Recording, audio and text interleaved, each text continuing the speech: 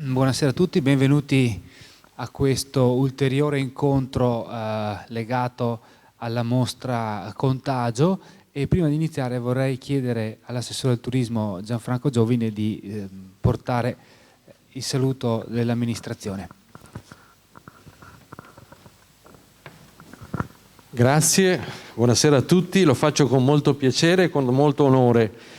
Stasera abbiamo il professor Brusatin, un figlio di Castelfranco, un cervello, fra virgolette, in fuga, anche se di poco, ma sicuramente è un onore stasera averlo con noi e sentire naturalmente la sua cultura, la sua conoscenza e le sue esperienze di docente universitario, e che ci parlerà naturalmente dell'argomento principe di questi tempi, naturalmente di questo contagio e di tutte quante le forme di correlazione che hanno. Siamo sicuramente curiosi di sentirti, Manlio, e ti rinnoviamo il nostro diciamo così, piacere di averti qua a Castelfranco ancora una volta. Grazie direttore, buonasera a tutti. Grazie molte. E dunque cominciamo.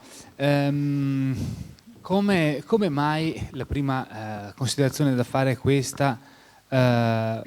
Manlio Brusatin, un architetto, uno storico delle arti, è una voce che abbiamo deciso di ascoltare all'interno del nostro ciclo di incontri dedicati alle epidemie, perché c'è un suo diciamo piccolo volumetricamente ma molto denso libro che si intitola come l'incontro di questa serata, Il muro della peste, che esattamente affronta alcuni dei temi che noi abbiamo toccato in mostra e che vorremmo continuare ad approfondire con questi incontri. Presentare Manlio Brusatin può essere difficile, dato che a Castelfranco è molto conosciuto, e non solo a Castelfranco naturalmente, però vorrei, gli ho parlato prima, se fosse favorevole a questa mia idea, di leggere una breve biografia che lui stesso ha composto per un ben noto per Sant'Almassi. Ve la leggo perché è veramente gustosa. Brusatin nasce a Castelfranco Veneto nel marzo 1943 ed ebbe come babysitter, che lo accompagnava con il carrozzone sotto le bombe, Bartolomeo Sorge, il quale da quel momento ebbe la vocazione a farsi gesuita. Nei primi anni fu chiamato Pierino, per quanto fosse bravo e obbediente al catechismo di cappellani terribili, e a scuola da una maestra severissima come Tullia Pesce, che arrivò lucidissima all'età di 110 anni.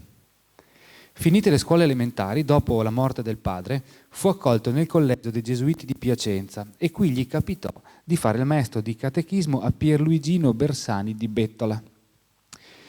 Finì il ginnasio dei Gesuiti al Collegio Leone XIII a Milano, sotto la protezione di padre Arcangelo Favaro da Castelfranco. Continuò poi il liceo Giorgione a Castelfranco, dove prese la maturità classica, senza infamia e senza lode, per aver costantemente partecipato ai quiz televisivi quali Campanile Sera, sia per Castelfranco che per Marostica, quando la televisione aveva un unico canale e gli spettacoli con Mike Bongiorno ed Enzo Tortora erano seguiti da più di 30 milioni di italiani. Fonte Aldo Grasso. Essendo rimasto campione di Campanile Sera, con il ricavato in gettoni d'oro ebbe modo di iscriversi alla Facoltà di Architettura di Venezia, senza dover lavorare, laureandosi a pieni voti e con lode con l'architetto Carlo Scarpa, con il quale lavorò qualche tempo come disegnatore in bella copia. Cominciò l'attività di architetto lavorando per una clientela ricca, senza farsi un soldo, e facendo prima il borsista e poi il ricercatore all'Università Ca' Foscari di Venezia con Giuseppe Mazzariol, alla Facoltà dei Beni Culturali, che si esaurì per la morte precoce dello stesso Mazzariol, sindaco mancato di Venezia. Fra gli anni 60 e 70 si occupa del Settecento Veneto, e poi magari anche di questo faremo un cenno, e organizza e allestisce delle mostre di architettura con Aldo Rossi, partecipando anche alle lezioni di filosofia di Michel Foucault a Parigi. Si sposa e ha 2 figlie. Scrive il libretto Storia dei colori, che fu tradotto in più lingue e resta dopo 30 anni un long seller ancora ristampato. Il suo lavoro di ricerca si estende alla storia critica delle arti, con vari libri usciti dall'editore Einaudi, Storia delle linee e Storia delle immagini, che costituiscono una trilogia con la storia dei colori. Collabora e allestisce mostre per la Biennale di Venezia in edizioni storiche come La presenza del passato, sul postmodernismo 1980 e Identità e alterità, in occasione del centenario della Biennale. Si occupa di restauro di edifici monumentali come la Rocca di Asolo, le mura e la Torre Giorgione di Castelfranco, le mura di Treviso, con contributi pubblici e sponsor privati che arrivano universalmente col contagocce. L'ambiente Venezia diventa per varie ragioni affogante e per questo accetta di far parte come docente al primo corso di laurea in design al Politecnico di Milano, apertosi nel 2000. Pubblica Arte dell'oblio, un libro a cui fu troppo affezionato e che ebbe una rappresentazione teatrale dentro il castello di Noale, un certo successo scenico e un interesse per gli addetti, ma fu un fallimento editoriale. Negli ultimi 6 anni collabora alla fondazione del primo corso di laurea di design in Sardegna presso la Facoltà di Architettura di Alghero, Università di Sassari, che risulta negli ultimi 3 anni la prima in Italia, fra le 21 facoltà di architettura parametri Censis. Insegna come professore ordinario nella cosiddetta Università Turritana, che è stata di Segni, Berlinguer, Cossiga e Pisano, e che festeggia nel 2012 i suoi 450 anni della sua fondazione come collegio di studi e università dei Gesuiti nel Regno di Aragona. Un destino. Ecco, io l'ho trovata veramente che questa breve biografia, oltre a fare un po' un'introduzione molto, secondo me, efficace, risponde un po' anche allo stile puntuale, ironico che è proprio di Manlio Brusatin. Ma veniamo un po' a questo punto al libro di questa sera. Questo libro è stato scritto esattamente 17 giorni prima che io nascessi, pubblicato 17 giorni, 15 gennaio 1981 indica la copertina, ed è un libro che io trovo veramente straordinario su questi temi relativi alle epidemie e alle pesti, perché muove, per così dire, dalla considerazione della entrata in crisi della figura umanistica del principe, di un momento in cui nelle corti italiane del Rinascimento un certo tipo di idea del potere e di come esso si esercita viene eclissandosi, viene scomparendo, viene meno, insomma, quel sogno che era stato poi anche il sogno di Machiavelli. Le città ideali è un altro tema che quindi è molto collegato a questo, che vediamo raffigurate anche in mostra. Abbiamo una riproduzione di una di queste città ideali così care come Utopia, sempre Rinascimento, quindi una città perfetta in cui tutto sia simmetrico, organico, ordinato, preciso, funzionante e funzionale. Anche questo entra in crisi, questa utopia, e quindi ci avviciniamo, entrando più dentro al Cinquecento e quindi avvicinandosi alle grandi epidemie dell'età moderna, a un'epoca in cui, se in Europa si affermano le grandi monarchie con la loro quindi struttura politica ben definita, in Italia si crea quel cosiddetto modello italiano, che è sì una società in larga parte suddita dei poteri stranieri, ma che nella quale paradossalmente prende singolare forza come si può dire, il ceto funzionariale, il ceto dei funzionari.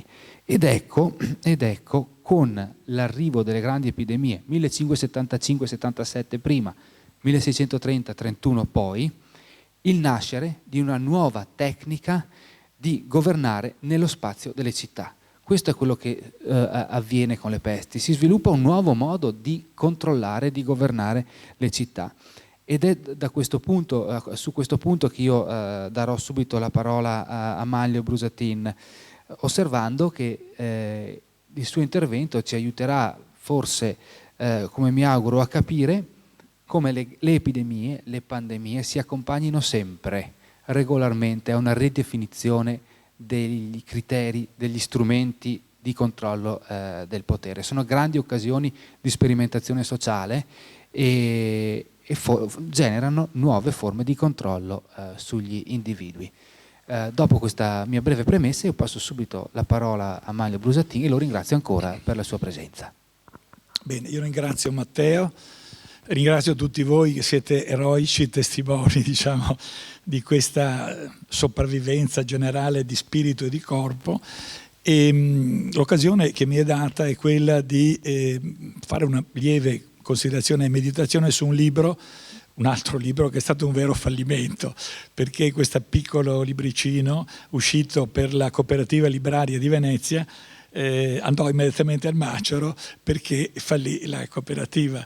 Me ne recapitarono 200 copie, io le tenni, come dire, uno sgabuzzino per anni. All'inizio, diciamo a novembre dell'anno scorso, quindi 2019, ho deciso di liberarne finalmente 250 copie.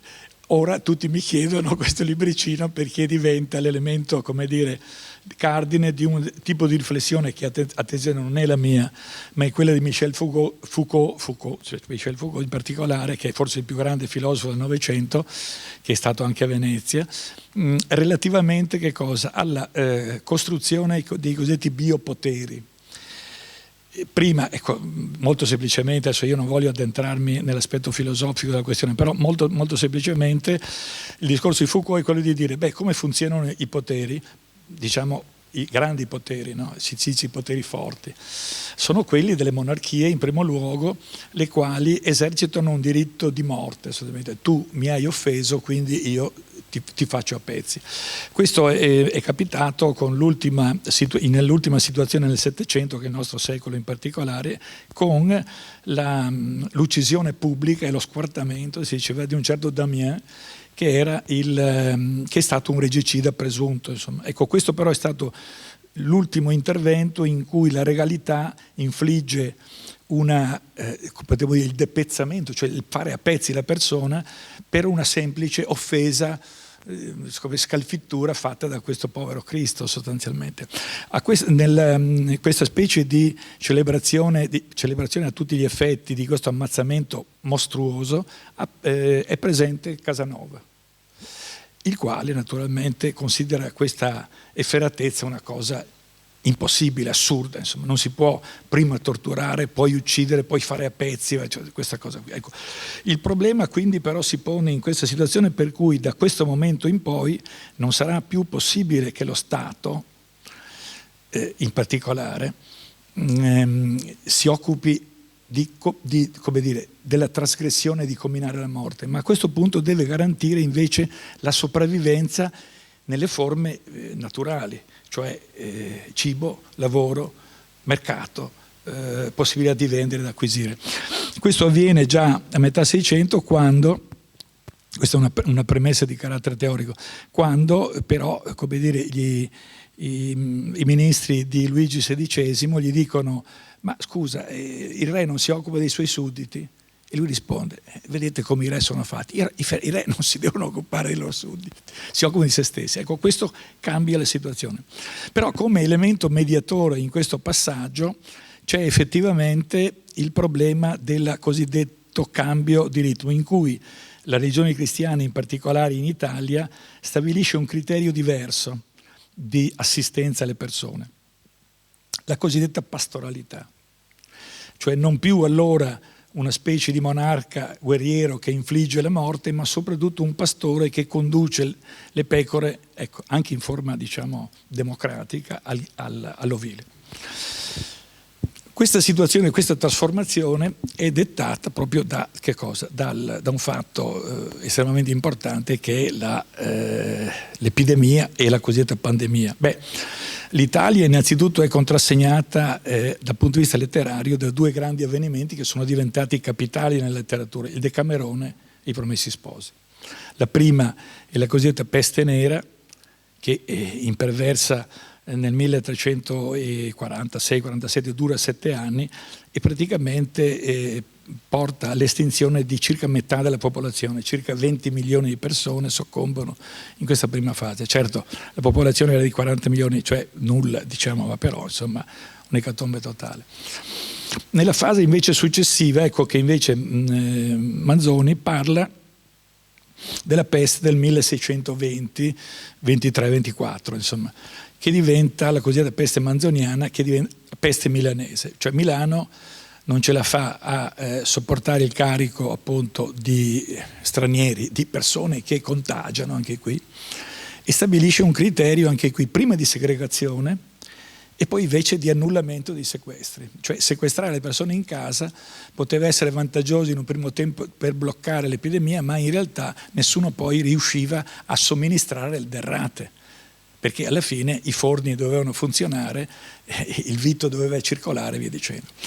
In questa situazione, certo, ci sono realtà catastrofiche evidentemente, cioè si interrompe il rapporto umano tradizionale, le persone non possono più vendere né circolare, sostanzialmente muoiono.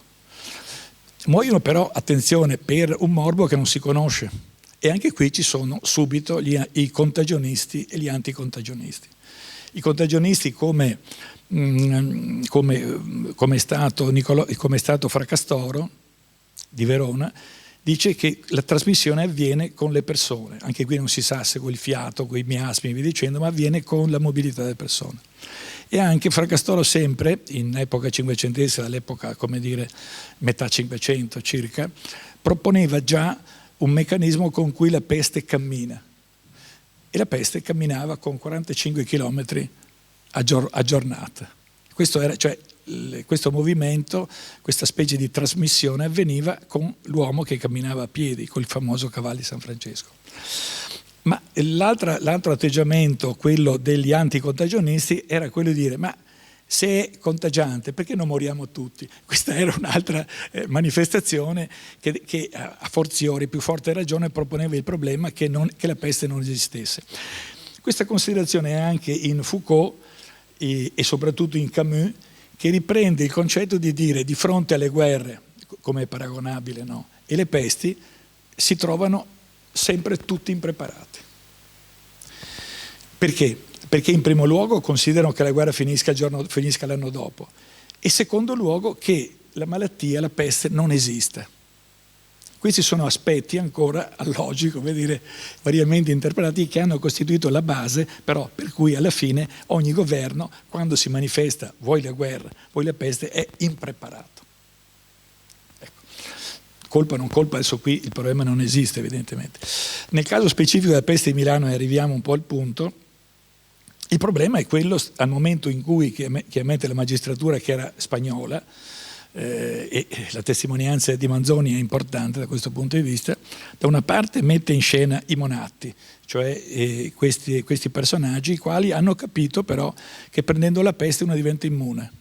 Non sanno come avvenga il meccanismo, però uno che l'ha avuta, come è possibile che ce l'abbia, diventa immune.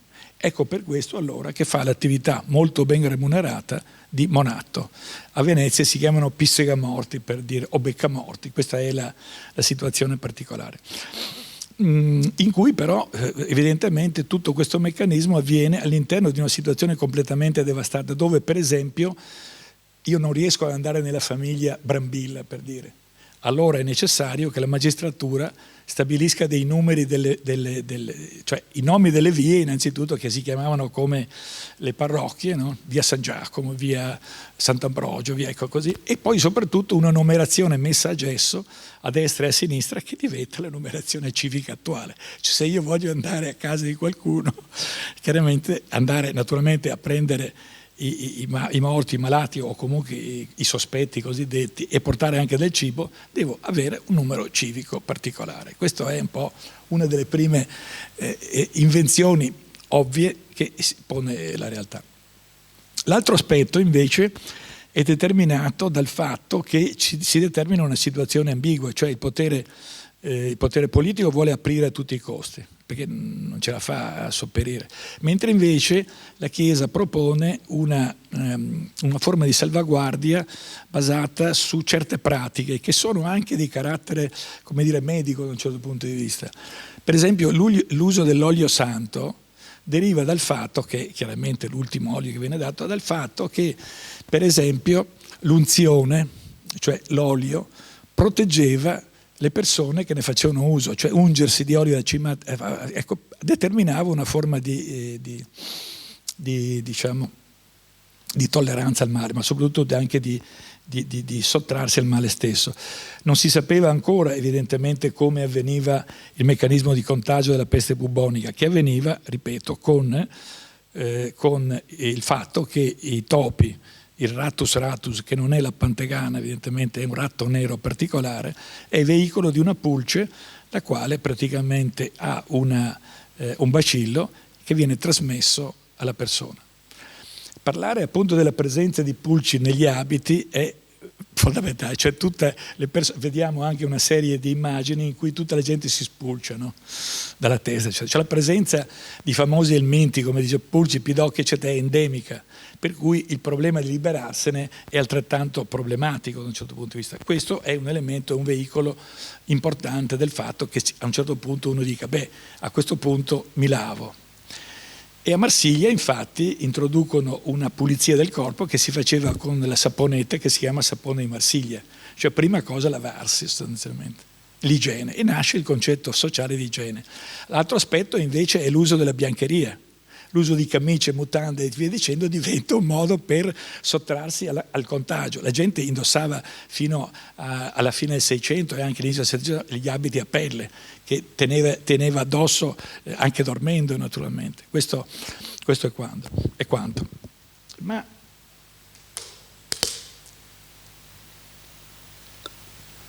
devo bere un po' perché appunto sempre l'acqua per cui si stabiliscono dei criteri già tutto sommato di prevenzione in qualche modo. Già la Chiesa sostanzialmente propone due cose fondamentali, cioè e Chiesa intendiamo chi? Carlo Borromeo. Carlo Borromeo nel 1575 diventa l'interprete più importante di come si gestisce le pestilenze. È un aristocratico che diventa sobrio rinunciando alle sue prerogative di ricchezza naturalmente e si veste in maniera umilissima, mangia pane e acqua naturalmente per solidarietà agli appestati e fa delle processioni dove però in maniera prudente lui e soprattutto i suoi assistenti si vestono con camici bianchi apprettati e soprattutto con anche delle maschere che li proteggono, dei priai che li proteggono. Cioè si capisce che il contagio avviene attraverso, diciamo, i miasmi pestiferi, ma attraverso il contatto.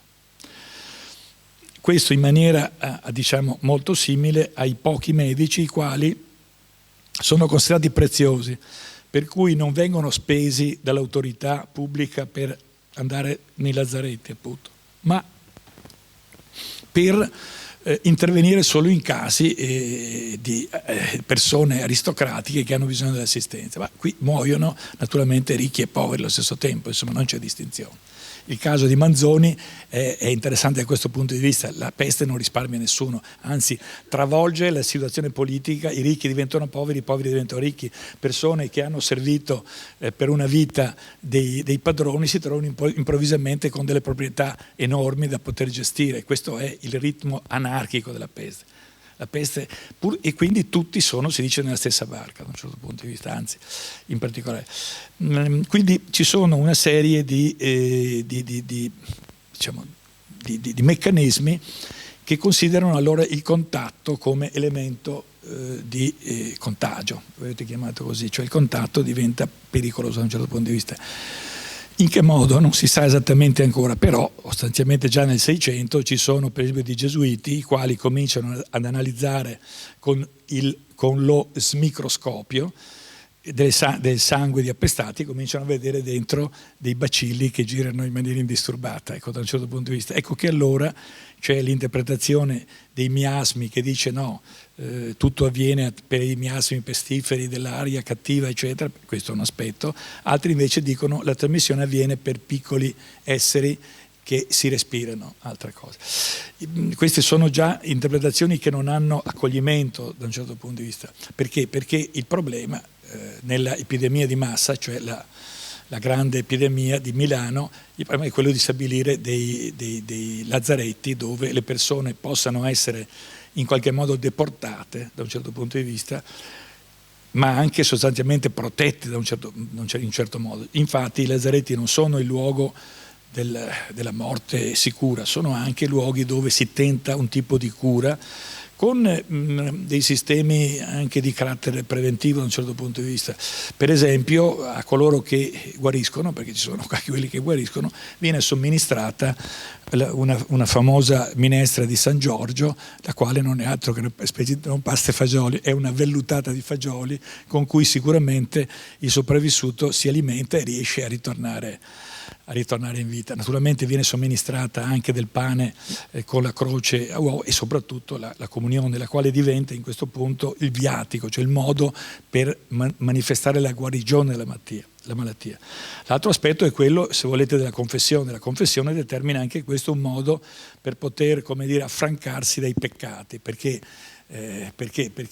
l'angelo sterminatore probabilmente interviene sulla città condannando i peccatori. Allora il pentimento, la famosa confessione auricolare, si dice che è una specie di proto-psicoanalisi, direbbe Freud, è una forma per liberarsi dalle ragioni per cui si viene contagiati.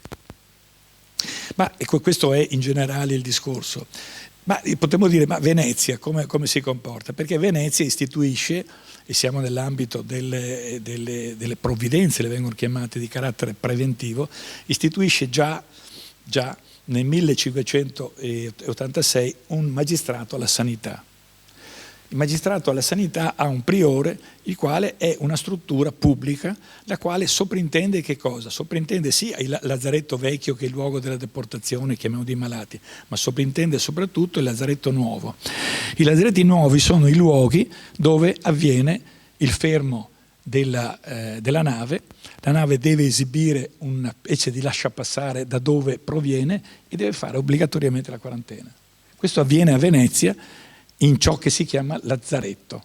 E lazzaretto è un termine originario veneziano che mescola il concetto di Nazareth con Lazzaro. E l'isola di Lazzaretto Vecchio e poi quella del Nuovo è davanti al Lido, e avviene quindi il concetto di un luogo quasi cimiteriale, invece l'altro diventa il luogo della prevenzione. La quarantena si sviluppa in questo luogo che si attrezza come un grande albergo, come più che altro un grande ospedale, dove però non ci si cura, ma dove si rimane per 40 giorni prima e per 20 giorni dopo.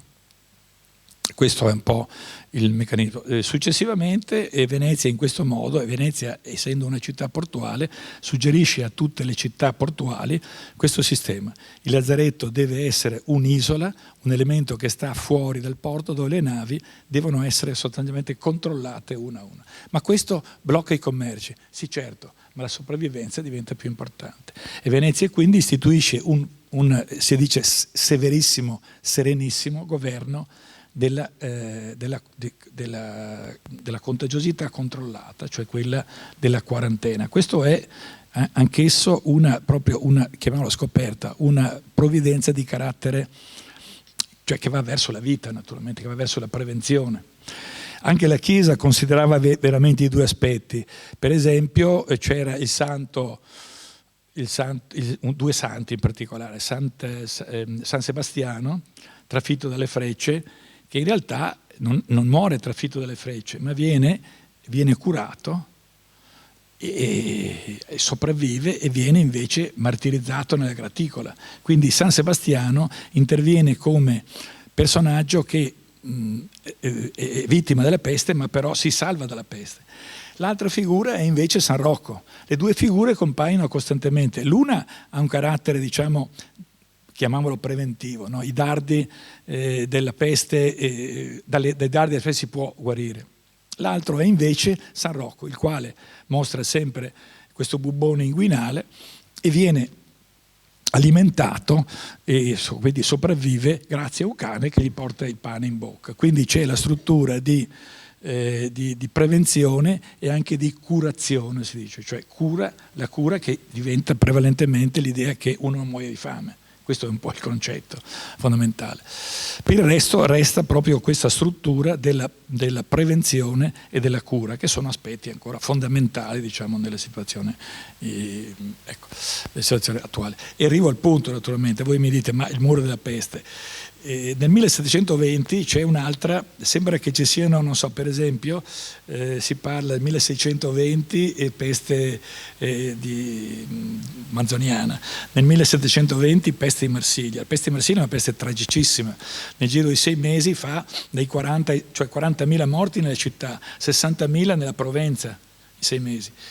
Ecco, poi dopo si scoprirà il sapone di Marsiglia, naturalmente. Però in queste situazioni non si riesce a bloccare il contagio.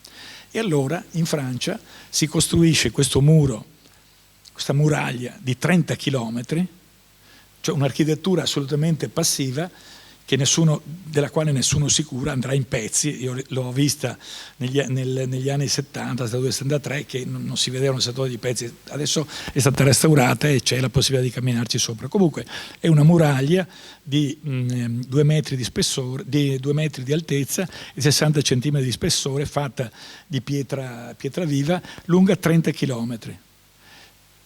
30 chilometri fatta in pochi mesi, potete capire che cosa vuol dire. Una situazione in cui ci sono montagne come la Val Chiusa e via dicendo, insomma, ecco. Però questa struttura, il muro della peste, che cerca quindi di bloccare in maniera definitiva la trasmissione, in realtà ci sono i contrabbandieri che di notte passano e quindi si determina da subito l'inutilità di questa struttura, di questa mega struttura, che diventa inutile nel momento in cui doveva diventare operante. Questo succede anche per i lazzaretti, insomma, naturalmente quando c'è l'endemia galoppante non c'è più niente da fare. Ma allora si determina un principio di anarchia, tutti fanno quello che vogliono, cioè si determina una specie di liberi tutti. E questo lentamente produce invece l'uscita dalla guarigione, cioè la gente tutto sommato o sopravvive o si alimenta, e quindi si determina una specie di franchigia collettiva. Venezia comunque già nella peste del 1721 è immune. Perché? Perché c'è un sistema sia a monte, cioè per esempio c'è un lazzaretto a Primolano dove tutte le merci che arrivano dall'impero austro-ungarico sono bloccate e sono sostanzialmente sottoposte a delle fumigazioni. Interessantissimo questo aspetto, perché allora le balle in genere, come venivano considerate più che di cotone, di lana, gli abiti in particolare, sono sottoposti a delle fumigazioni. Che cosa? Di piretro. Piretro è un crisantemo selvatico, che è quello che si usa anche adesso per allontanare le zanzare. Altro aspetto fondamentale e importante, oltre a queste fumigazioni che producono quindi l'allontanamento dei parassiti, c'è l'altro aspetto fondamentale, l'uso del fumo. Il tabacco da fiuto e anche nella pipa diventa l'elemento importante e soprattutto diffusissimo per scampare il miasma della peste. Chi fuma non si ammala della peste, in realtà allontana. Ancora adesso potremmo dire, se uno fuma un lauto sigaro, diciamo, è vicino a un fiume, le zanzare non arrivano vicine, sostanzialmente si determina l'effetto Zampironi, sostanzialmente, che tra l'altro è un altro veneziano, il quale scopre a metà Novecento questi coni, che un noto pittore come De Chirico dice che questi Zamperoni ha reso le notti degli italiani meno cruente. Insomma, questo è un po' l'aspetto curioso. Quindi Venezia mantiene questa situazione di franchigia, naturalmente, salvo poi, per esempio, cadere poi dopo sotto la colera, no? Quindi abbiamo 1620, 1720, 1820 abbiamo le epidemie di colera che si diffondono grazie anche al movimento delle persone e soprattutto grazie al fatto che non esistono le fognature, per esempio, no? Quindi il problema dello smaltimento delle feci e via dicendo, cioè questa igiene che fa parte delle cosiddette, in architettura, dei sottoservizi, è importante. Una realtà è una casa senza fognature, senza smaltimenti, questo lo pensava e lo diceva perfino Leonardo a metà del Cinquecento quando andava a Milano, sono case che sono pericolose, sono insalubri, no? Questo è un po' un aspetto. Questo volevo dirvi perché nel clima appunto di interventi massicci che riguardano proprio la protezione della peste, esistono invece fatti minimi che non vengono considerati. Per esempio, soltanto alla fine dell'Ottocento, con gli studi di un personaggio il quale è poco importante ma è importantissimo, è il suo figlio, che è Marcel Proust, il padre di Marcel Proust, Adrien Proust, è colui che analizza esattamente alla fine dell'Ottocento il modo con cui delle pulci particolari del ratto nero sono veicolo della Yersinia pestis. Però siamo già nella situazione in cui tutto è una fase di laboratorio, la gente è già guarita da un pezzo, come dire, dalla peste bubbonica, e praticamente però non si sta ancora preparando ad una situazione che sarà quella poi dopo del 1920, che sarà la famosa, che è molto simile all'attuale, mi dicono, appunto, ma io non voglio parlare di epidemie di cui non so nulla, ma dei meccanismi con cui si interviene, la famosa spagnola, la quale dopo la guerra determina una situazione tragica, peggio della prima guerra mondiale. Questo per dirvi delle situazioni, però questo è un po' il nucleo fondamentale entro la quale si determina, se volete, direbbe Foucault, questa eterotopia, cioè l'eterotopia è un luogo che viene messo in atto, ma improvvisamente, appena viene messo in atto, perde la sua efficacia. Perché, come dire, perché è stato fatto in maniera contingente, e quindi rispondere in maniera contingente in quel momento, in quella situazione hic et nunc, significa non avere senso di previsione. E infatti guerra ed epidemie si presentano senza essere preparati, senza una previsione se non quella, evidentemente oramai adesso, di un'igiene generale, ma nella fattispecie il meccanismo della diffusione rimane tale, non si conosce e alla fine si sopporta fino al punto in cui appunto il vaccino diventa elemento dirimente. Però attenzione, i vaccini, o meglio la fortuna dei vaccini avviene attraverso un personaggio come Edward Jenner, il quale è costretto a vaccinare suo figlio, ma anche qui in questo caso un bambino muore e uno rimane vivo, quindi c'è una situazione di forte perplessità da questo punto di vista. Però si accorgono per esempio che nell'ambito delle...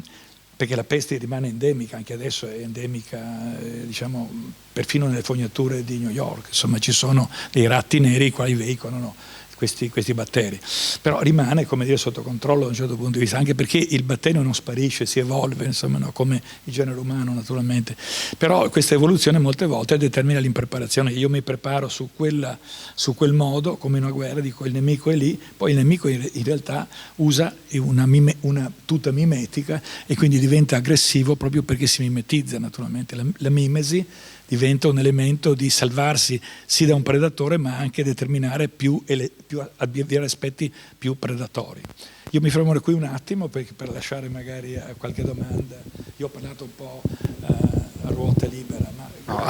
No, assolutamente, era esattamente il cuore del ragionamento che volevamo un po' sviluppare, proprio a partire da questo concetto del muro, cioè del tentativo, della pretesa, dell'aspirazione che si rivelerà sempre inutile di poter arginare l'epidemia con degli approntamenti fisici, con delle strutture vere e proprie strutture difensive.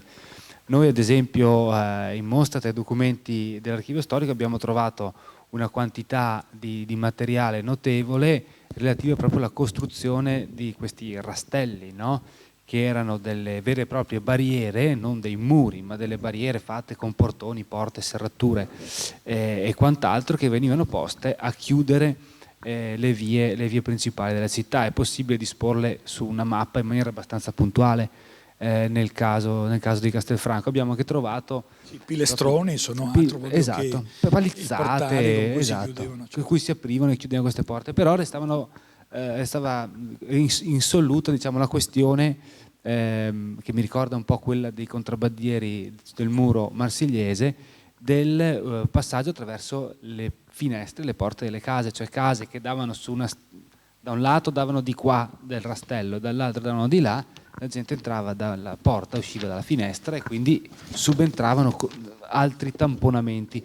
Quindi dobbiamo immaginare proprio una città che via via si tampona e si chiude, e all'interno della quale prende forma, come accennavo prima, un apparato di controllo sempre più sviluppato. Cioè le dogane diventano, prima un conto sono le porte delle mura città cinquecentesche, che hanno un carattere, no, di guerresco, no? Machiavelli dice è meglio sostanzialmente chiudersi, no, anzi lui dice è meglio mettere in campo un esercito che non chiudersi dentro le mura della città, ma la porta delle mura della città diventa un punto dove è difficile aggredire. Nel caso specifico invece le mura che resistono, quelle medievali, vi dicendo, diventano punti di dogana, cioè io sono qui e tu per entrare in città e vendere le tue merci paghi una tassa. Questo è il meccanismo fondamentale del dazio, insomma. Ma questo avviene nel punto in cui, come dire, io mi occupo di te purché tu ti occupi di me da un certo punto di vista, quindi è una reciprocità oggettiva. Le tasse in realtà uno le paga volentieri quando sa dove vanno a finire, evidentemente. Qui in questo caso la città impone, e questo perfino ne parla Leonardo, no? Che si muove nell'Alta Italia all'inizio, alla fine del 400, insomma comunque 499, 1510, passando anche Venezia, e vede in realtà come i dazi siano diversi. Molte città, dice, hanno dei dazi di ingresso bassissimi e quindi la gente entra volentieri, mentre invece, dice, a Firenze sono dei dazi fortissimi. Allora c'è sempre l'idea di dire, ma certo il dazio porta denaro, ma però ne porta poco se è troppo alto. Ecco, questo diventa un sistema importante, attenzione, perché il sistema di tassazione avviene attraverso una porta. Io sono qua, tu sei di là, se vuoi entrare paghi. E tra l'altro l'intero tema, se non vorrei tornare su un tema che abbiamo già affrontato in una precedente rassegna, diventa un po' il tema del confine alla fine, no? La peste svela anche l'utopia del confine, cioè la convinzione che possa esistere qualche cosa che fermi, divida un dentro, un fuori, un di qua e un di là. Poi tornando un po' all'aspetto, diciamo, milanese, che è forse quello più emblematico dal punto di vista, o anche veneziano, diciamo pure, invece della misura, che è quella concentrazionaria, no? Quindi la pratica del distanziamento che viene a essere fin dalle pesti già in Boccaccio, insomma si parla, insomma, dell'utilità dello stare lontani tra le persone, persegue poi due strategie. Una è quella appunto della concentrazione, quindi del dividere i contagiati o i sospetti contagiati da un lato e concentrarli, quindi misura concentrazionale, e l'altra è quella del diradamento. Il lazzaretto, mi domando, ha come si può dire, esercita un modello urbanistico in qualche modo? Diventa un esperimento di qualcosa? Sì, sostanzialmente, innanzitutto colui che decide buono o cattivo, cioè infetto o non infetto, è un personaggio che è vestito, un medico che ha un cappello in testa ed è vestito di cuoio e ha quella famosa maschera col becco, entro la quale cosiddetto ci sono delle sostanze odorose. Tutto sommato è una cosa che funziona, cioè ci sono degli specchi, dei vetri sugli occhi, sopra questa maschera c'è un cappuccio che viene calato e c'è naturalmente un cappello distintivo con due tese che dice, ecco, quello è il personaggio che decide, anche qui molte volte la vita o la morte da un certo punto di vista. Però questo è un po', come dire, il sacerdozio che avviene dei medici, la missione potremmo dire, che è un po' contrastata con il clero, il quale vuole avere, come dire, sul tema della morte, del passaggio all'aldilà, l'ultima parola da un certo punto di vista, per somministrare la confessione e soprattutto per somministrare anche la comunione. Insomma. Guardate che la confessione diventa un sistema moderno di io mi confido a te e tu mi assolvi, cioè io mi purifico attraverso la dichiarazione, questo anche nell'ambito giudiziario, attraverso il fatto di dire sono colpevole e tu devi naturalmente scontare una pena, evidentemente, cioè tu devi ravvederti da un certo punto di vista. Questo è un po' il meccanismo interno del lazzaretto. La situazione invece che tu dici è quella di dire ma queste mura cosa diventano? Tutto sommato il lazzaretto va in pezzi, però le città cominciano a sostituire queste strutture con delle dogane da una parte, ma dall'altra con delle caserme o degli ospedali. Però tutto sommato, vedete, l'ospedale preferisce più il chiostro religioso, cioè la struttura quadrata, che non invece, per esempio, la struttura a braccio, che è quella a braccia, che vediamo magari anche da lì, poi magari vediamo qualcosa, del lazzaretto di Venezia. Mentre invece i famosi bracci diventano il carcere, potremmo dire, più democratico, ecco, non più il panottico, cioè il carcere che ha una specie di struttura che è quello appunto di panottico in cui uno controlla tutti, cioè i famosi raggi e quindi braccia, ma in realtà una specie di pettine, cioè entro la quale si determina anche qui una forma di redenzione del carcerato, cioè il lavoro. Non la carceriera ma il lavoro. Io ho visto anche l'isola più piena di prigioni è la Sardegna, da un punto di vista, questo lo dico in maniera, perché lì ci sono tutta una serie di panottici, cioè di costruzioni architettoniche a raggiera, a Sassari, che sono diventate dei lazzaretti, appunto, dove per esempio tutta una serie di contagi avveniva, e soprattutto diffusione di droga, avveniva in maniera mostruosa. A questo punto di vista i medici non vogliono andare, insomma, a curare gli appestati conclamati. Però posso dirti che allora certi carceri sono diventati dei lazzaretti, questi anche in maniera moderna naturalmente, mentre invece sono stati abbandonati stranamente per mancanza di personale, perché anche qui insomma si dice manca il personale, è stabilito sempre un guardiano che sta sul corpo della persona, mentre invece, come dire, bisognerebbe determinare la cosiddetta redenzione, cioè dice farli lavorare, usiamo questo termine banale. E vedevo che per esempio ad Alghero tutta una serie di carceri basate proprio in maniera illuministica sul fatto del lavoro che redime, sono stati abbandonati e si è ritornati invece alla situazione concentrazionale che tu dici tu, cioè all'organismo, come dire, che in maniera centrale produce una forma di controllo. Ma questo controllo è molte volte incontrollabile da un certo punto di vista. Per esempio anche situazioni particolari come delle caserme hanno assunto un po' l'aspetto, se volete, organizzato delle celle e del letto, per esempio vedevo adesso, mi hanno consultato una caserma enorme a Bari, cioè un quartiere enorme del primo Novecento, tutta dipinta di giallo per esempio. Altro aspetto fondamentale era quello che le pesti si superavano dando una mano di calce. Abbiamo trovato dentro addirittura degli strati di 7, 8, 10 strati di calce all'interno. Per l'esterno invece c'era questo giallo, chiamiamolo littorio, come viene chiamato successivamente, che dava l'identità a questa realtà. Però per esempio le grandi caserme erano strutture tutto sommato che determinavano questi lazzaretti tipo quadrato, tipo quelli di Milano, tipo quelli anche di Verona, insomma, no? Dove importante c'era una cappella centrale, ma dove soprattutto c'era un circolo d'acqua. Il problema che ci fosse un approvvigionamento di acqua era fondamentale, ecco, per esempio. E questo sia nei lazzaretti antichi come nelle caserme moderne, chiamiamole moderne, dove non c'erano macchine ma c'erano i cavalli, c'erano i muli, cioè c'era come dire, l'animale soldato che era l'amico e il compagno dell'alpino, per rimanere in tema.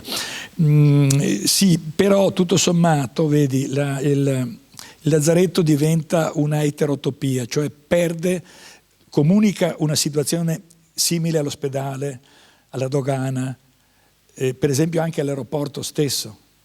L'aeroporto sì è un luogo di arrivo e di partenze, cioè ci sono gli aerei, ma prima di tutto c'è un sistema di controllo che è quello attraverso il quale tra l'altro si determinano anche hai il vaccino o non hai il vaccino, ecco per esempio, quindi diventano anche queste delle eterotopie, cioè servono fortunatamente a dimensioni diverse da quelle del partire e dell'arrivare. Queste sono considerazioni non ovvie ma fondamentali, ecco.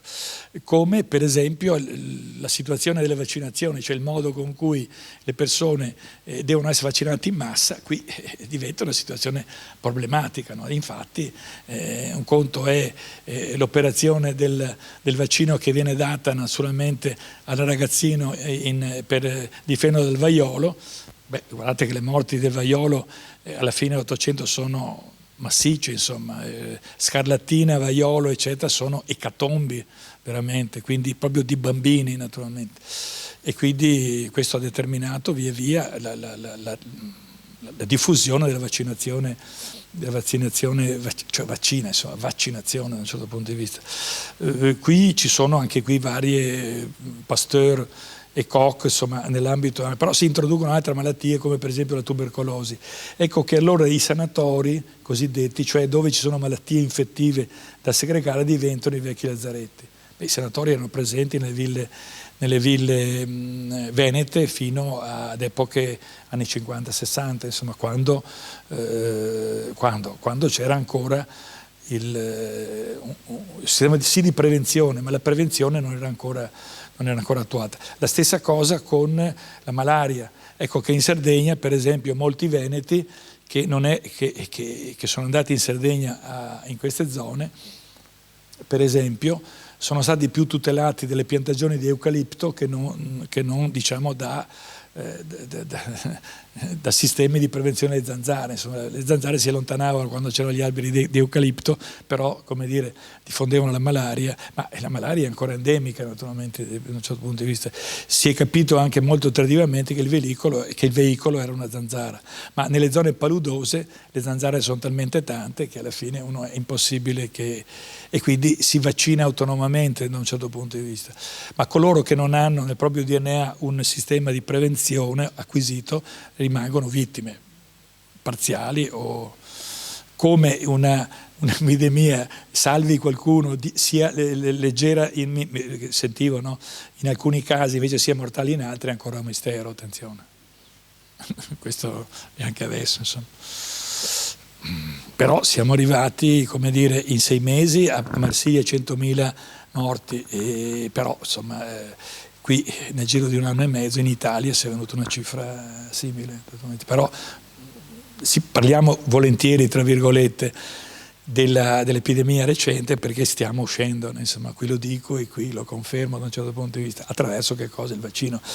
E del vaccino c'è stato un sospetto fondamentale dall'inizio, tanto che Jenner innanzitutto doveva, anzi ho visto c'è una sedia, mi pare a Parigi, Jenner è inglese naturalmente, però dove avvenivano le vaccinazioni. Allora per vaccinare un bambino è una difficoltà estrema, che si divincolava al punto, e allora il medico aveva fatto delle sedie di vimini tipo quelle che si usano in spiaggia, per cui il medico, anche qui insomma è un problema, no? Dire il medico fa un vaccino a un bambino, una parola, insomma, no?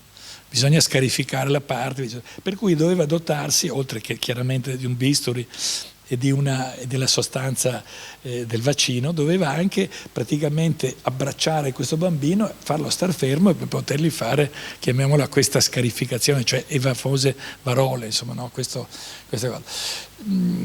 Per cui anche qui dal lazaretto fino alla sedia per vaccinare, che non è altro che il luogo dove avvengono le vaccinazioni, è un problema logistico, un problema importante, che non si risolve in maniera, come dire, dalla sera alla mattina. Ha bisogno di una preparazione, ma la preparazione avviene soltanto nel momento in cui si manifesta la situazione.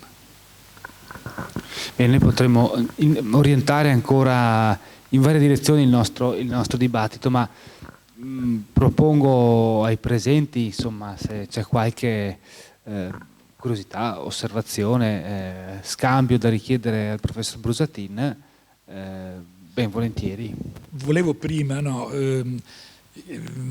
c'è un certo personaggio che è un medico, Daniel Defoe, che è lo scrittore del Robinson Crusoe, che per la prima volta propone la persona la quale anzi rinuncia alle proprie ricchezze e parte da zero, stabilendo un'amicizia con un nero, il quale si trova a dover fruire di una certa situazione, quindi c'è una collaborazione oggettiva in un posto dove non c'è nessun altro.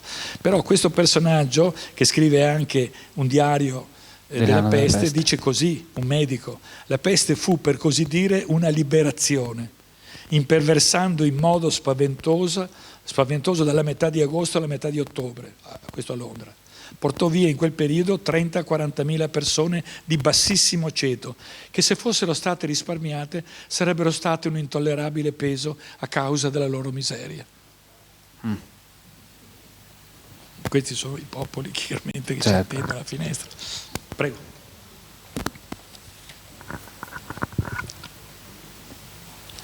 Se c'è, se no, ecco, in fondo se...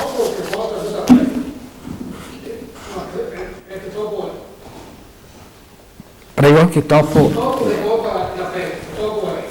Il ratto, che ratto dunque, sì, beh, guarda, sul tema dei topi io ho una certa cultura perché mi sono documentato su questa history of rats, ma non sono un topologo, come si dice. E cioè, per esempio, il problema di questi animaletti, insomma, che sono commensali dell'uomo, c'è un processo anche lì di epidemia, non epidemia. Per esempio, il rattus rattus, che è il ratto nero, che veicola questa particolare pulce che non è quella del cane e del gatto, è stato praticamente spodestato dal Mus norvegicus, cioè dalla pantegana, vulgo, la quale si è mossa da dove? Da zone fredde, via mare, e arriva naturalmente nelle città europee, e la quale spodesta naturalmente il ratto nero, cioè lo divora, lo fa fuori. Ecco che, per esempio, dall'interno stesso del meccanismo della trasmissione del male avviene anche, in un certo senso, la liberazione. Naturalmente la pantegana porterà il tubercolosi e il colera, però allontanando la peste bubonica da un certo punto di vista. Io ho letto, molti farà un po' schifo questa situazione, ma per esempio la migrazione dei ratti, Mus norvegicus si chiama, cioè topo della Norvegia, cioè viene da là. Quindi è un animale che nuota naturalmente, che si alimenta di tutto, vegetali, animali, eccetera, via dicendo, quindi è onnivoro come l'uomo stesso, e chiaramente si instaura laddove esiste l'uomo, perché si dice che è commensale dell'uomo, cioè quello che l'uomo mangia lo mangia anche lui, e non solo i rifiuti, evidentemente. Questo è nella storia dei ratti, che è un libro che non tradotto in Italia. Però, per esempio, molti dicono, ma come è avvenuto il sistema? Beh, qui non sono un biologo, ma però mi sono fatto un po' spiegare il modo con cui queste orde di ratti vengono dalla Norvegia verso, perché devono attraversare i bracci di mare, ed è lì un problema di sopravvivenza, cioè praticamente un sistema perché è chiaro che anche un ratto può nuotare per 5-6 km probabilmente, anche meno, ma alla fine non ce la fa. Ecco che allora su un'orda di popolazione che muore passano coloro che sopravvivono e quindi determinano l'invasione futura. Questo è anche nel caso del famoso pifferaio di Hamelin, no? Cioè, per esempio anche queste città baltiche, che sono state le prime ad avere praticamente questa specie di liberazione, hanno messo un topone nel loro standard, naturalmente. E poi dopo che cosa succede? C'è però il liberatore dei topi, perché questi si moltiplicano al punto per cui diventano infestanti. E allora c'è un famoso pifferaio che si fa pagare notevolmente dalla città per far sì che questi topi ritornino a annegare nel grande mare che sta davanti a queste città baltiche.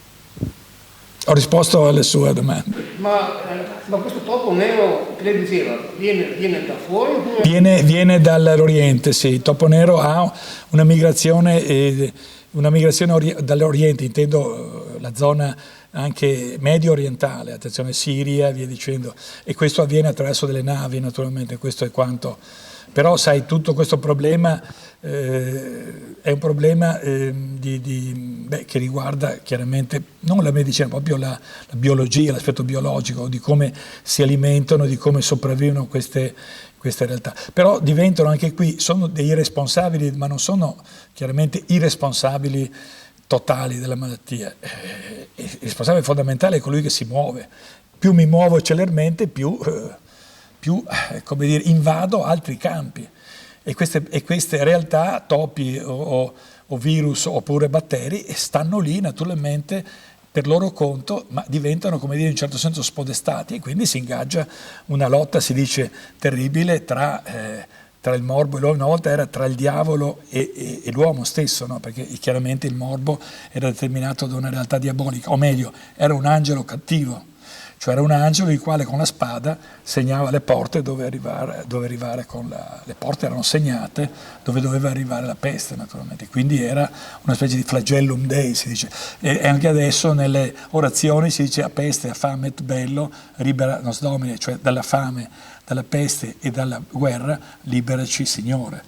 ma molte volte alla guerra subentra la peste e dalla peste subentra la fame, quindi naturalmente questa struttura tetrarchica ha un potere, ha una dimensione che arriva fino all'inizio del Novecento naturalmente. Scusi, ma quando si dice che poi la peste certi momenti veniva bloccata, ma è perché proprio i topi erano morti oppure perché... Beh no, vedo che lei è interessato all'aspetto. Vedi, il problema era quello anche delle cosiddette deratizzazioni, ma c'è stato un personaggio veneto che tra l'altro si è occupato appunto delle esche per i topi ed è diventato ricchissimo perché il problema della deratizzazione a New York era importantissimo proprio perché si determinava una sovrappopolazione e a questo punto forse in certe situazioni il problema anche qui vedete non è uccidere i topi che non ce la fai perché sono tanti, ma determinare una situazione ecco, da una parte ci sono animali che si estinguono, ahimè, perché l'uomo invade il loro territorio, altri invece, come dire, il problema è che non si moltiplicano, perché effettivamente si potrebbe dire la proliferazione dei ratti è enorme da un certo punto di vista, cioè, e soprattutto non ha stagionalità, come l'uomo si moltiplica a rapporti sessuali continui naturalmente, mi dicono, attenzione, ma anche qui il nostro mi fa parlare di questi animaletti che comunque a qualcuno fanno schifo, ma però sono stati in un certo senso, come si dice adesso i pipistrelli, che sono anche loro dei ratti volanti, responsabili, no, come dire, loro si mantengono all'interno di una loro, chiamiamola oikonomia, appena questa economia viene, come dire, trasgredita, ecco che allora si scatena qualche cosa che nell'uomo o anche in altri animali, attenzione, produce delle situazioni devastanti. Altre curiosità di natura non topologica? Eccola. Prego. Beh, intanto grazie davvero perché secondo me questa serata e questo parlare così del professor Busattini mi ha entusiasmato.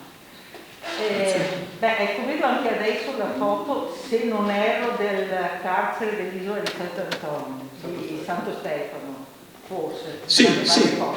La mia domanda era, al di là che credo parlasse del soprannominato Zorgon, che ha cercato di studiare quali gusti piacciono di più ai ratti a New York, sì. Ecco, Sant'Antonio si chiama Zorzon, ma a parte queste cose, ho molto apprezzato questo.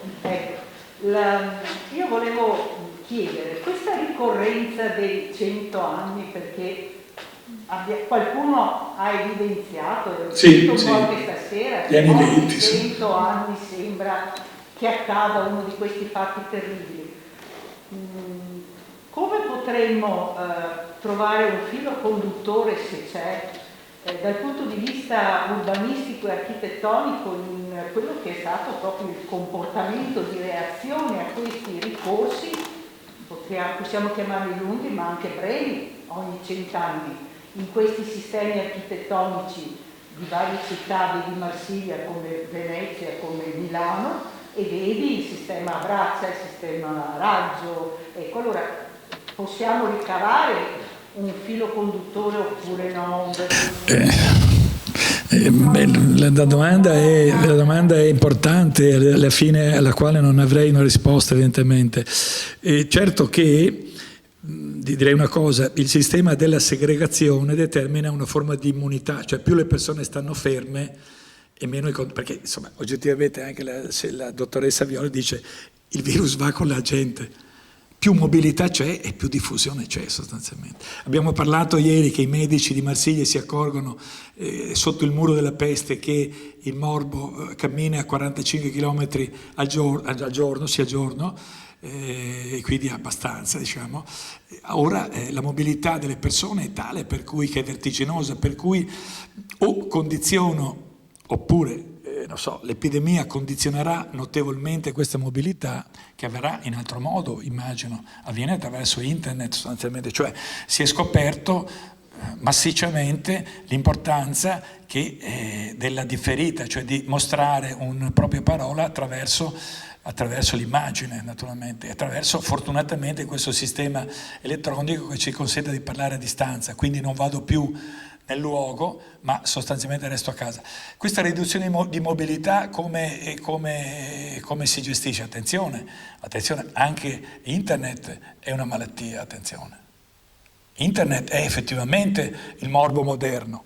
L'età virale, l'età del virale, così si dice, no, età virale, non è quella di un virus tutto sommato controllabile, qui tocco ferro, ma è determinata invece da un sistema virale per cui in maniera esponenziale si produce una situazione semplicemente insultando uno, semplicemente digli caro adolescente, la tua vita uso questo termine, quindi non hai altro scampo che avvelenarti. Ecco, queste sono situazioni terribili di nuove epidemie, cioè il sistema della immobilità produce invece una circolazione di informazioni che è letale, che è virulenta. Siamo nell'età virale, in tutti i sensi.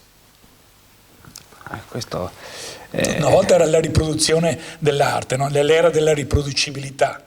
Certo, però ora assolutamente c'è proprio la viralità diffusa come meccanismo attraverso l'immaterialità che è internet, che poi è tutto quello che è determinato dal fatto. Però naturalmente in questa situazione coloro che ti portano a casa la pizza della cosa, Amazon naturalmente ti dà un beneficio attraverso un sistema che avviene attraverso internet, naturalmente. Cioè io ti faccio avere la pizza calda telefonando o comunque mandando un messaggio alla pizza vicina. Cioè questo è un sistema che ha tutto sommato retto da un certo punto di vista, cioè Amazon e la distribuzione da asporto ha determinato una realtà che in altri tempi era impossibile. La stessa cosa avveniva. Io avevo una vecchia zia appunto che ha visto i funerali qui a Castelfranco nel 1920 e alla fine la gente contava i morti, cioè l'unica cosa che potesse fare era vicino al cimitero di contare i funerali delle persone che passavano. Questa era la contabilità. Ecco, che in un certo senso alla fine si dice si contano i morti. Purtroppo nella situazione delle epidemie antiche alla fine si contano i morti, devo dire anche in questa. Certo. A sul punto. Una cosa mi ha insegnato stasera, che ci si può difendere anche da internet, proprio guardando la storia, isolarsi. Perché ho visto proprio in questi giorni che è stato provato che c'è una dipendenza dall'uso del computer su internet, diciamo, e di conseguenza diventa essere più pericoloso perché i sistemi naturalmente moderni di queste piattaforme studiano la psicologia tua e di conseguenza ti trasferiscono quelle notizie che a te interessano e ti attirano praticamente. Sicché se guardiamo la storia sarebbe sufficiente isolarsi e pensare Sì, davanti a un buon libro si dice magari, oltre che allo schermo, a uno schermo, come dire, sì, sicuramente l'idea di potersi, ecco anche qui non è che si interrompa la socialità, ma l'idea di raccogliere in maniera cosciente una forma di riflessione individuale e personale. Ecco, questo già lo diceva Boccaccio, ma anche Bembo, da un certo punto di vista, cioè mox longe tarde, cioè quando ti accorgi di una cosa allontanati, vai lontano da questa e torna più tardi possibile. E questo era un sistema che veniva utilizzato anche da Bembo negli Asolani quando parla di questi personaggi che per sfuggire alla peste camminavano sotto delle pergole con l'uva in fiore, non smartura. Ecco che allora questa idea però di poter ritornare padroni di se stessi e non di padroni di questi mezzi di comunicazione diventa importante, insomma. Soprattutto, non dico per fuggire la peste, per sopportare tutta una serie di situazioni che sempre diventano poco controllabili e mi auguro sempre più controllabili, ma ahimè diventano sempre meno controllabili. Ciao professore. No, volevo fare un parallelo un po' stravagante, però secondo me ha un senso. Posso tu, no? Insomma, tra la tua mostra del 69, Illuminismo e architettura nel Settecento Veneto, che è una pietra miliare, lei discretamente giovane, la quale ha fissato una pietra miliare nella ricostruzione di una lettura e dell'architettura di un secolo che era stato praticamente quasi sovrastato dall'architettura rinascimentale, la quale ha prodotto una sequenza straordinaria di pannelli che credo che da qualche parte in un modo o nell'altro saranno conservati. Io ho cercato di conservare al tempo, ma soprattutto ha prodotto ovviamente anche un documento a stampa che è un oggetto di grande pregio, che ovviamente chi si occupa. Sì, ha un suo prezzo di antiquariati, io non compro interrotta. Alla fine chi scrive libri finirà sempre in qualche Ha ben sua fatta, no? I libri hanno il loro destino, non si sa quale. No, questo per dire che determinate operazioni, che stasera abbiamo visto dal tuo viaggio, no? Molto visionario e concreto, però attraversando l'antropologia, la storia della medicina, la sociologia, eccetera, che alla fine, quando si fanno operazioni, mi riferisco ovviamente alla mostra in atto, alla fine è importante poi lasciare dei segni che vanno oltre probabilmente la caducità della vicenda sportiva, che in questo caso credo, non vorrei sbagliare, che sia un esempio abbastanza unico nella nostra regione sicuramente, di andare ad affondare le mani in un archivio storico che è sicuro di grande qualità e rilievo, che è quello dell'archivio storico del comune di Francoveneto, che in qualche maniera ha permesso di ricostruire le vicende più significative, quella ovviamente degli anni 70 del 500, quella della cosiddetta peste pannoniana che si riavviva nel 1631, eccetera. In qualche maniera rende uno spaccato anche della società. Noi abbiamo per esempio il convento delle domenicane di Via Cazzaro, eccetera, che è diventato casa di ricovero, che è un convento eretto a spese della città per sciogliere un voto proprio in occasione della peste del 75-76. Quindi non è solo la peste in quanto malattia epidemica, ma quanto ovviamente la partita attorno a solo da una serie di atteggiamenti, di comportamenti e quindi anche di, per esempio dal punto di vista del governo della malattia da parte dei protettori della sanità.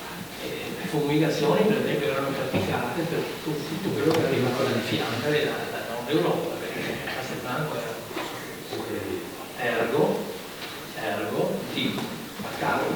Facciamolo un catalogo di questa mostra in modo tale che possa essere uno strumento studio di lettura più accurata, diciamo a posteriori, proprio riferendomi a quell'operazione che è stata fatta, credo, in maniera molto meritoria per il comune di città, immagino, no? Che ha avuto proprio come sede Castelfranco. Sì. Questo volevo anche perché stasera soprattutto grazie a te, un'operazione come quella di Castelfranco si incastona in un disegno e in un'architettura molto molto più ampia che quella europea, assolutamente. E allora il senso stasera, il senso di una mostra più circoscritta dal punto di vista geografico acquista il suo spessore, il suo approfondimento. Sai, in quell'occasione ho avuto proprio modo, grazie al fatto che Aldo Rossi, che insomma è diventato l'architetto della postmodernità e sostanzialmente l'ultimo grande periodo di architettura in Italia negli anni '80, abbia scritto l'introduzione di cui ho trovato il manoscritto che lo darò, quello è il testo proprio dell'architettura della ragione come architettura di tendenza.